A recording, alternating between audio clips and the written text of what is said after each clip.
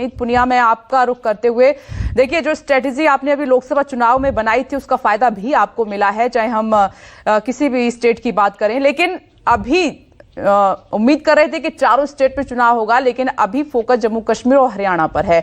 तो कांग्रेस ने अपनी जीत की स्ट्रेटेजी दोनों राज्यों में क्या बनाई है इस बार?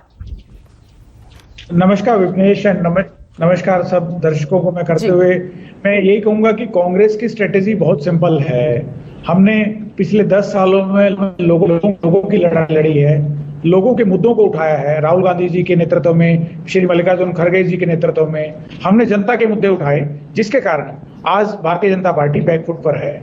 और ये सरकार इन्होंने भले ही बना ली हो, लेकिन ये खुद जानते हैं कि इन्हें लोगों का विश्वास इन पर नहीं रहा। और जो बात मैं हरियाणा की और जम्मू एंड कश्मीर की बात करूंगा, हरियाणा में और जम्मू कश्मीर में भारतीय जनता पार्टी बुरी तरह हारने जा रही है। इस चुनाव का जो परिणाम आएंगे उससे एक बार फिर स्पष्ट हो जाएगा कि देश की जनता ने भारतीय जनता पार्टी को और उसकी विभाजनकारी नीतियों को नकार दिया है। वो हमेशा मुख्य मुद्दों से भटकाकर विभाजनकारी मुद्दों को हवा देते आए हैं पिछले 10 सालों में, लेकिन अब उनका वो एक्सपेरिमेंट नहीं चल रहा। मैं साफ तौर पर कहता हूं कि हरियाणा में और जम्मू कश्मीर में भारतीय जनता पार्टी को बहुत बड़ी चोट मिलने वाली है और इंडिया गठबंधन कांग्रेस बहुत बड़ी जीत की तरफ अग्रसर है। ये कहा जा रहा है कि हरियाणा में कांग्रेस मात्र जाट वोट बैंक के सहारे है, तो क्या इससे आपकी नैया पार हो जाएगी? देखिए, मैंने फिर बोला विपनेश कि जिस तरह से भारतीय जनता पार्टी की नीति है कि किसी भी तरह से विभाजनकारी मुद्दे उठाए जाएं, जातियों का नाम लेकर वोट को बांटा जाए, धर्म का नाम लेकर वोट को बांटा जाए, लेकिन कांग्रेस 36 बिरादरी की राजनीति करती है, 36 बिरादरी की बात करती है, उनके मुद्दों की बात करती है। जो भारतीय जनता पार्टी की तरफ से जो कहा जा रहा है वो बिल्कुल अपने आप में उनकी बौखलाहट है, उनकी कमजोरी है, जिससे पता लगता है कि वो किस तरह से वो खड़े हैं। सभी 36 बिरादरी, चाहे वो जाट हों, चाहे वो दलित हों, चाहे वो बैकवर्ड हों, चाहे वो पंजाबी हों, बिश्नोई हों, जनरल कास्ट हों, गरीब हों, सब लोग आज कांग्रेस की तरफ बड़ी उम्मीद की निगाह से देख रहे हैं। और कांग्रेस के साथ जो पिछला लोकसभा का चुनाव हुआ, जो अभी तो हुआ है लोकसभा का चुनाव, उसमें कांग्रेस पार्टी ने बहुत अच्छा परफॉर्म किया।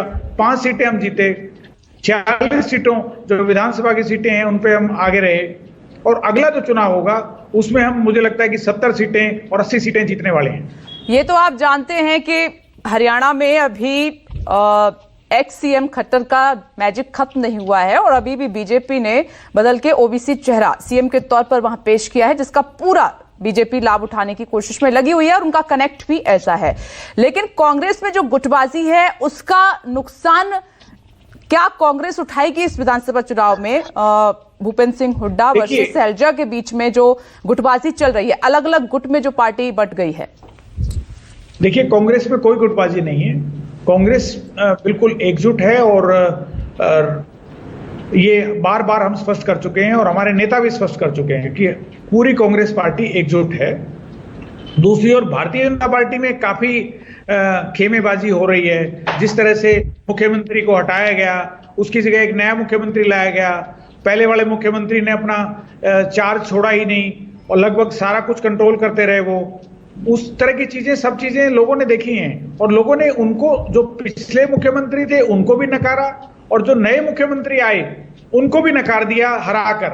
तो इस तरह जो अगला चुनाव होगा बहुत अलग तरह का चुनाव होने वाला है और भारतीय जनता पार्टी को बहुत बड़ी चोट लगने वाली है हरियाणा से। विवेक चौधरी जी भी